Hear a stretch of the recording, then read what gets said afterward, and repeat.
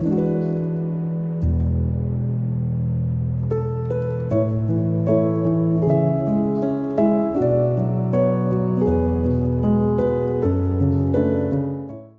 spent 9 months in Himalayas. It wasn't a break. Was that an escape? Like, what was going in your mind? Was it a route or an escape from the world? I was running from the chaos and upheaval in my life, and at the same time, I was looking for solutions and some peace. And being a mountaineer, I could only find recluse in the mountain. One day, I had severe pain in the chest, and I had all those signs which normally one would have during an angina attack. Many years ago, who taught me how to control the heartbeat, how do the sages in the Himalayas do it, and Wow. I just gathered strength to practice that. I had been involved in rally driving. I also happened to drive, as you mentioned, be the first and the only Indian to drive from Dubai to India by road, and this could happen only because of my love for the road. Originally, it was meant to be a 3 to 4 months trip. But as you rightly said, it was not just a trip to the mountains, it was a pilgrimage. And how these 4 months turned into 9 months, it is unimaginable. But it was a phenomenal trip. I stayed in that cave, I meditated there for longer hours. And as the practice went along, 3-4 hour meditation turned into 7, 8, 9 hours very easily.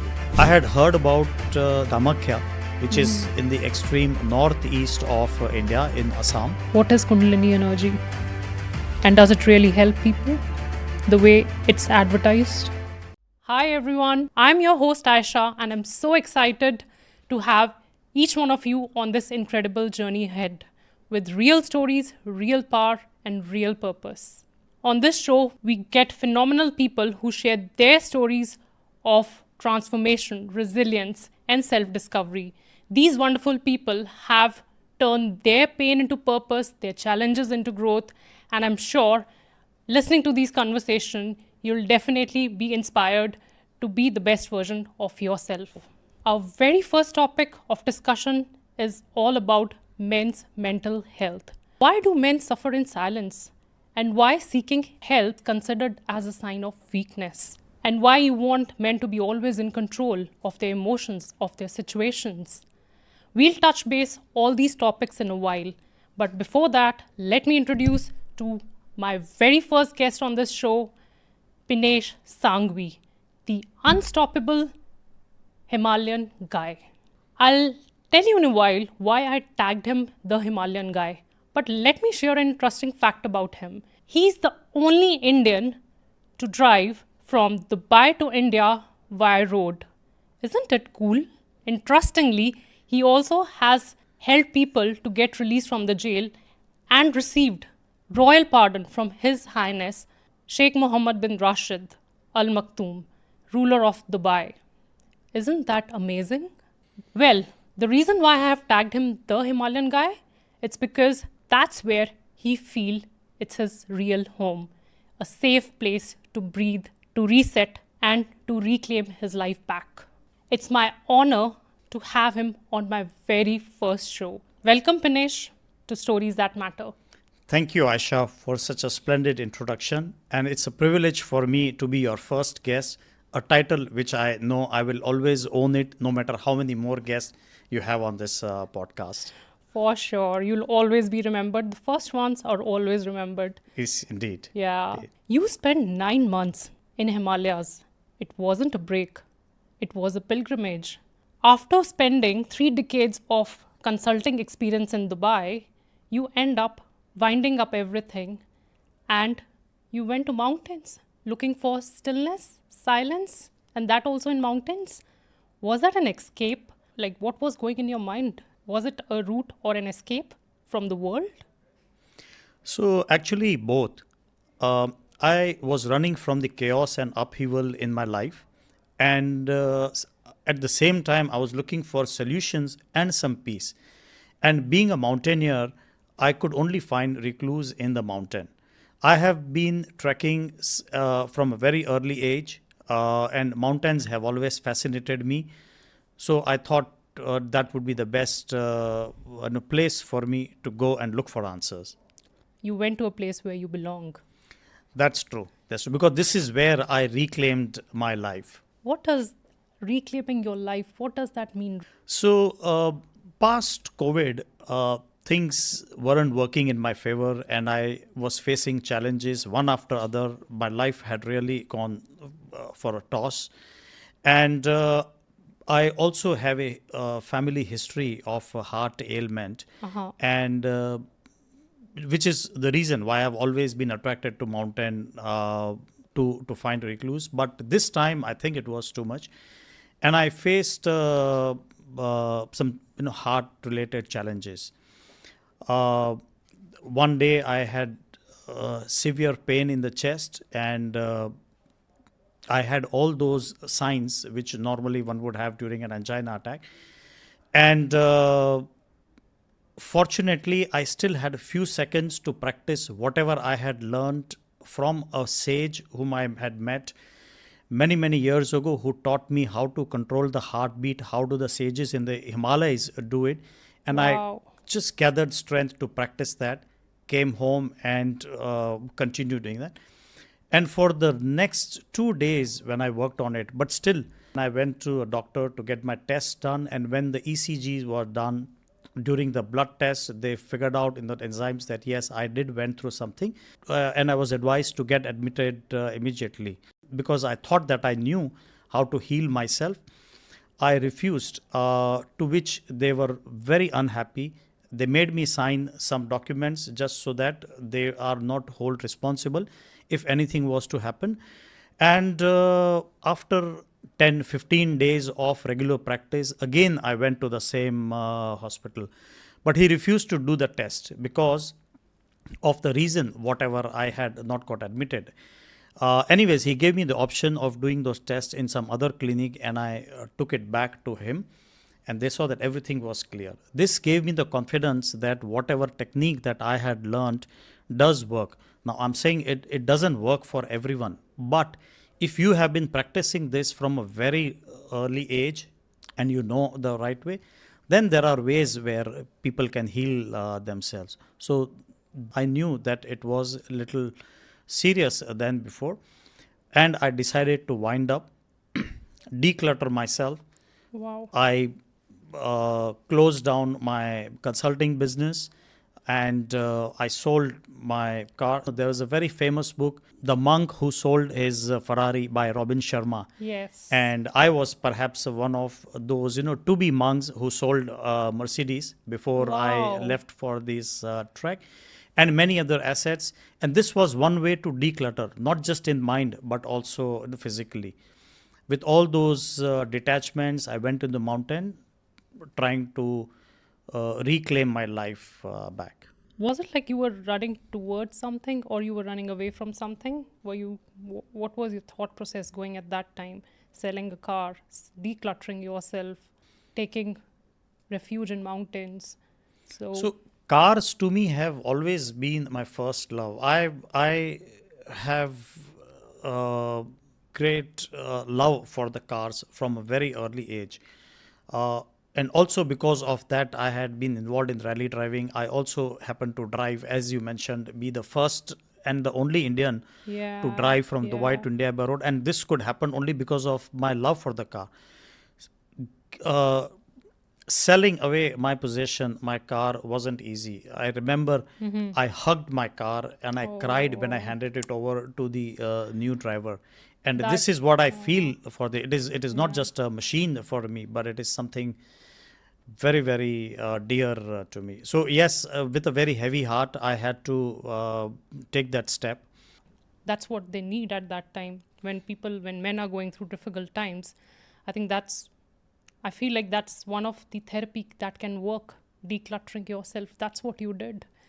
So normally in a situation like this, men come under pressure, and if they don't have the right support, they can crumble under that. Some may even take drastic steps when you are under such a financial turmoil, and when everything is going bad, you just get into the downward spiral. In my case, also it Yeah. did, but I had some people with whom I could talk, and I think that really worked.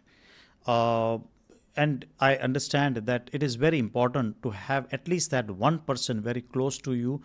It may not necessarily be your family member, but someone with whom you can relate this matter. In my case, that worked, and this one person, who is my mentor, who is my ex-boss during my consulting career in KPMG, and he stood behind me for the steps that I was taking. Originally, it was meant to be a 3 to 4 months trip, but as you rightly said, it was not just a trip to the mountains, it was a pilgrimage. And how these 4 months turned into 9 months, it is unimaginable. But it was a phenomenal trip. I heard that you went for a 9-hour meditation in caves in one stretch. Can you explain, like, where did you do that, and what was your experience around that meditation, and what different you felt at that time when you were just sitting there? So, meditation has always been a part of the practice in my daily rituals. And the first time I ever meditated in a forest was probably 10, 15 years ago. So, this time it was basically continuing that practice and doing it little more intensely with an objective to recoup my health. So I started my journey from the north towards Kedarnath and in the interiors of that. And I went to the point where it was still around because there was heavy snowfall. And I'd identified a place where I could stay for a longer time. And my daily routine involved doing some yogic practice, meditation, and connecting with the universe. So, mainly connecting with the energies of the universe. And I also happened to meditate along the Ganga River. And I found there was a place where, if you would have known Sri M, who is a spiritual leader, he had stayed in that cave and I had heard about it. So I wanted to do that. And yes, so I stayed in that cave. I meditated there for longer hours. And as the practice went along, 3 4 hour meditation turned into 7 8 9 hours. Wow. Very easily. I want to know who is Sri M. So Sri M is a spiritual leader, and he had a guru by the name of Maheshwar Nathji, and he wrote a book. So his biography is called as I think, the Himalayan Masters, and in that he had mentioned how he had a visitation from an entity from other realm when they were sitting in the forest just outside of that cave. This snake head entity had given them a visitation and had a conversation and blessed them. So I thought it would be very nice if Wow. I could soak into that same energy. And therefore, I decided to stay there and meditate myself. Yes. I'm sure like there would be some divine energies there that led you, to extend your meditations from 3 4 hours to stretching up to like 8 9 hours. That's pretty long. So yeah, it was, and I fully agree. I mean, that place. Otherwise, I mean, it was in the middle of the forest. It's not safe. It was because it was infested with wild animals, especially leopards. I think. And the person with whom I was communicating about this, and he said that, look, you be very careful, even if you have set up the pyre of no, fire, and if ever a leopard came to you, Leopard. don't you ever feel confident that if you show up that piece of log of the fire, you'll be saved, because even before you could reach it, the leopard would pounce on you. However, I am a follower of sage Shanti Suriji. Is a Jain monk, and Shanti Suriji has meditated in the Aravali mountains. And my first ever serious meditation was in the Aravali mountains, purely because I felt that his soul was still present in a non-physical form. And I believe that if ever I ever meditated anywhere in the forest, I would have his protection and blessings, where I would not be affected by any of such dangers. And Aisha, Uh-huh. Just around that place, one day when I decided to do a ritual which involved setting up the fire and invoking energies. I started at night 9:30 till 6:30 in the morning, and that entire night I was in that area, and it was hard for anyone to believe that none of those animals ever came around, and I was able to finish it. 2 days after this, when I walk to the place on the same riverbank and I see a carcass there, so that means if leopards have visited this place, how is it not possible that they would have not got my scent 2 days before that? So I certainly feel that yes, there was some divine help, Wow. some energy protecting me. I truly believe like there were powers protecting you there so that there are no animals, no leopards, no snakes touching you and and they spoiling your meditation. Yeah, that's really nice. I think you're blessed to have that journey. So I cannot say that they never touched, and I cannot say that they never visited, Uh-huh. because I have heard that when you are in that phase of meditation, they do get attracted towards you Okay. because they feel the vibration, Uh-huh. and therefore they will like to come closer to you, but they don't harm you. However, since we don't know how to deal with them and therefore we feel scared, but this is what is taught, and it requires practice to be able to handle a situation like that. So I cannot fully say that I never had any visitation from, or that none of those creatures never touched me. Feel like sometimes it's so important for us to just take that pause to feel and reset the way you did when you were going through emotional turmoil, disturbances around your world. So I feel like that is so important when when men are going through that emotional turmoil, whether external or it's internal. It's very important for men to just pause, feel, and reset them. And that's what you did. You claimed yourself back, you reclaimed yourself back. Yes. So after spending some time to get my health back on track, and by that time I was also clear that yes, my health was doing okay.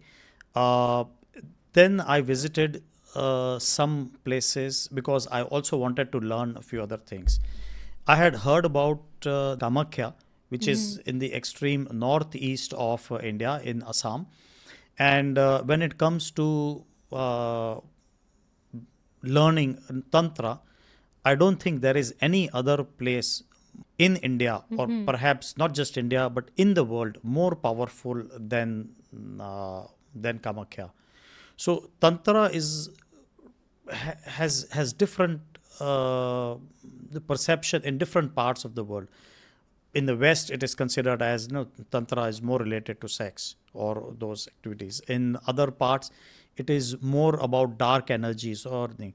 In in Vedanta and other thing, it is about utilizing the cosmic energy and manifesting it into this world for whatever purposes that you're doing. So here I'm talking about the pure and the good Tantra. And therefore, I went to Kamakhya, and the energy, the experience there was amazing, phenomenal. I stayed there for quite some time, practiced that, and the things that I witnessed thing was phenomenal. And I met some good people also there who were also on the same path. People from different countries, some from Canada, from Russia, uh, many places across the world. Oh, that's nice. So, can you tell my listeners a little brief on in your 9 month journey to mountains, which were the key places you traveled? So maybe they might plan to go there. So most of my time spent was in the mountains, mainly in the Himalayan area. So sometimes it would be in Himachal Pradesh, sometimes in Uttarakhand, sometimes on the extreme north side, close to Nepal. And I had to go to few places in between also to learn those things, and then whatever I would learn and practice, I would implement it by going back to somewhere no more closer to the foothills of Himalayas or other places. So after I visited Kamakhya, I went to Rishikesh, and then from the Rishikesh, then I went into the interiors, stayed at some very secluded place, very cold even during the winters. I mean, it used to be, the temperature used to be 5 degrees or so.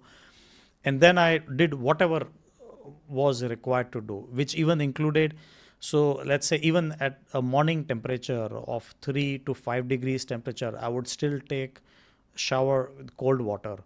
Wow. People there would have warm water boiled, but I always used to have normal water. I mean, that normal water in the glass bottle was still very, very cold. But those were the Sure. things that I was taught many, many years ago to do. And I followed that religiously, no matter how hard it was for me to do it. Can you name few caves, then cave names where you went there and meditated? Because for me, meditation was always like, sitting quietly in any place, maybe next to, in mid of nature, next to river. But today I'm listening for the first time, like somebody meditating in caves.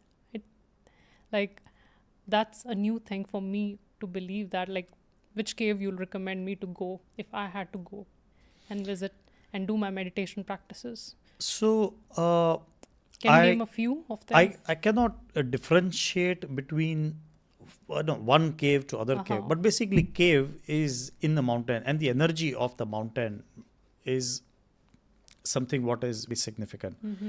But I visited some caves which are very famous, even which were not famous, but they were all the same for me. It is just that I wanted to connect with the energies of those caves because monks had visited and meditated there. So, like the cave, the Vashishta Muni cave was one of that. Then there are some very famous caves in Girnar mountain. I also visited Girnar mountain, and apparently there are caves where Gorakhnath saint, who has been there hundreds and hundreds of years ago and meditate. I spent some time there. Normally they don't allow for a normal person to come and meditate in those caves. But after communicating with those people who were taking care of the caves, yes, they understood that it was fine for me to meditate there. Then also in the south, in Arunachal, I think it's Arunachala mountain. So it's called as Tiruvannamalai, where Ramana Maharishi used to meditate in a cave there. So some of the caves in different places of India. I'm definitely going to try a few of them in my life. Yeah, sure. Yeah, sure. at least I'll visit them. Even if I'm not able to meditate, I at least will experience how it is, like how it feels like, being in the cave and meditating. Maybe, I'll just see how it is. True. No, Yeah, it is. I want to experience that. Yeah, it is a Yeah. nice. It's a nice feeling. The energy is on very, very nice. Yeah. Yeah. I mean, the energy is very yeah. high. I would Yeah. love to feel those intense energies, which I believe like we won't feel when we are in our city life. That is Yeah. the best thing about the cave. So one is it protects you from the weather. It protects you from any other noise or disturbances. And also when you are sitting in a closed environment, the sound of the winds and is very different, and you have that humming sound in your ear. Certain part of meditation, certain kriyas, which require you to focus on certain part of your body or chakras, the cave environment helps you to reach there much faster as compared to sitting in the open. But having said that, if you nice. are very well established in meditation, I mean, it doesn't matter whether you're sitting under a tree or in the cave, you can still achieve it. You said we are born with two fears. fear of darkness, and fear of being alone. Can you just lighten that up for me? What does that mean? True. So this is something that so when I was in the Himalayas this time, in addition to meditation and thing, there were a lot of philosophical and other thoughts which would come to my mind as if some spiritual download or looking for answers. So many things. And you are trying your best to declutter and get things sorted out in your mind, looking for answers, I think. Just around that time, I felt that when we are born only with two fears. As a newborn, the only fear that we have is about darkness and being left alone. Otherwise, a baby never cries. The baby doesn't know about the risk of crawling towards a fire and it can harm itself. If there is a cliff, the baby wouldn't know the risk of falling. And so Yeah. many things Yeah. like that. When you grow up, you have the fear of losing your reputation, losing your belonging, fear of reputation, risk, losing money, financial losses thing. And I understood that these are all the fears that we have earned purely because of our way of living. And I thought, what if we try and work towards shedding off all these fears and come to a level where we are left only with the two fears that we are born? And if those two fears are taken care of, then you can die fearlessly. I mean, even the fear of death is not there for you anymore. And this is what I was trying to work on during my this journey in the Himalayas, the 9 months that I spent in the mountains, in and around Himalayas. Oh, that's nice. But before that, let me take you through a small story of how I gained this knowledge about overcoming the fear of breathing difficulties or heartbeat, and especially when you are on a high altitude with no medical help. How do you survive that risk? So 2-3 years before that, I decided to go and meditate in the mountains. I had learned Vipassana, and I believe that is the best, one of the best thing that happened to me, which is learning meditation in a formal way. But because we always practiced it in a confined area, which was in a meditation hall, I wanted to see how is it like meditating in the open. So Aravali was the obvious choice because it was not too far from the place where I used to go on vacation, and because am a follower of sage Shanti Suriji, who used to meditate in the mountains and the caves of Aravali region. And I believed that his soul was still present in one or the other form because he passed away about 80 years ago. So I went to Aravali mountains and meditated in the caves. And during those days, one day when I was just wandering through the passes of those mountains, I bumped into one very normal looking sage. We had a small conversation, but we clicked very soon. He understood about my passion to go on in the Himalayas, to go in the Himalayas for meditation. And he also understood my love for meditation. Okay. And he shared a few things. So this is the first time that I ever learned how anybody who has got any heart ailment, how through normal practices, or let's say yogic practices, how can you control your heartbeat and overcome this thing physically? Oh, that's possible. It is possible. And this is what I did now when I went to Himalayas, something that I had learned and had been practicing seldom. But when I first had this chest pain last year, which is when I took an escape, this is the same technique I Okay. did, but more intensely. Uh-huh.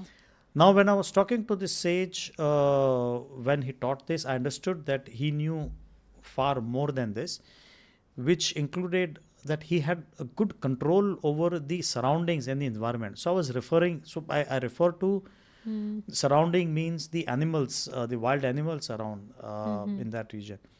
And one day I spotted a bear not too far from where we were sitting.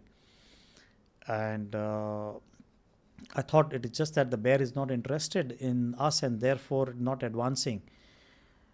But after few more meetings with him, I understood that it was not just bears. It was any other snake or other also. They would come towards us but maintain that distance. The reason? I maybe he had a way. Okay. He had a way. So there is, I mean, I cannot prove it, but I felt that it could not be just a coincidence once, because every time. Right? So when I discussed with him, he said that how can you use your energy? There was no reason for me to doubt him, because Shanti Suriji, whenever he used to meditate in the forest at night anywhere, wild animals would come and sit close to him, not harm, leave aside harm him, not even harm each other. Oh, wow. That's possible. That is possible. That is possible. If you check, you will see several such cases. Many sages have managed, and this is because of the aura or the energy that they carry around them. So this helped me learn this technique also, but because of limited time, there's only so much that I could learn. But he taught me some very basic things, because he knew that I would be spending some time in the forest. And this is how I learned how to overcome the handicap about Your physical fear, in fact. physical fear. ailment. Yeah, okay. And equipped with that knowledge, then I went to Kanchenjunga. Wow. Fortunately, I didn't have a need to use that, but there were other challenges that I was facing. So, Aisha, I was fortunate that the meditation practice that I learned was all very authentic and through authentic sources. Frankly, during this trip, because I was looking for answers, and I thought the best way to get some answers was if I could find a guru who could teach me something. Yeah. But again, I was very selective of who my guru would be also. And I spent a lot of time in the mountains. Till that time, I was on my own. Just around that time, it occurred to me that the sage whom I had met in the Aravalli Mountains way back in 2007, when I went back after 2 years looking for him, I could never find him. I went into that forest, went through those passes, over the hills, looking for the place where he stayed, or he said where his hut was, but I could not find him. And at that time, I tried talking to some tribal people living in that area, but no one could ever acknowledge that there was any such person living here 2 years ago. They said, we've been here living in these mountains for a long time. If there was anyone like this, we would have known before anyone else. There are more animals in this place than humans. So any human who would have lived here, we would have surely known. I was disappointed because not being able to find him, and then I understood. Then I felt that maybe he was not even there. He was not even real, and it came to seem like that he had just appeared to me, and I thought I was fortunate enough to have had this interaction, not knowing. I mean, there is no proof of this. Yeah. But at least Just I a feel. feeling. Yes, it's just a feeling that how is it that there is no trace of him? None of the things, right? So I felt fortunate that at least I had come in contact with someone like this. And if it was a non-physical entity who had showed it up to me in a physical form, then it is not limited just to Aravalli Mountains. It could happen even in Himalayas. Yeah, true. And that gave me the strength to keep going, whether I find a guru or not. I just thought that there was an invisible guru always with me. Yeah. That helped me stop looking for a guru, and I went Okay. on to do my practice on man, Okay. which involved doing severe meditation, intense meditation, some practices, a lot of thoughts on various subjects like philosophy and stuff. And while I was practicing on these things, it also involved working on yourself, which included chakras and meditation. I would like you to take me back to the journey when you initially went for this recent trip to Himalayas, where you were doing some sort of therapies, like you were doing some sort of sadhanas, learning new modalities, and you referred to me Kundalini energy was one of them. So I believe like this is something which everyone is talking around. I want to know this matter from your words. What is it? What is Kundalini energy? And does it really help people the way it's advertised? And I understood that Kundalini meditation, it is such a loosely used term by so many people around, especially in the cities. I mean, if only those who are going to there to learn Kundalini, if only they knew that can you really awaken your Kundalini just in 10 days by doing practices like this? Okay, there are various methods to do it. One is helping it awaken in a normal way, and the other is the induced way. But even in an induced way, it has to be. So, anyways, there are so many gurus who are already talking about this, and I don't want to touch upon that. But I feel sorry sometimes the way it has been very loosely used. Agree.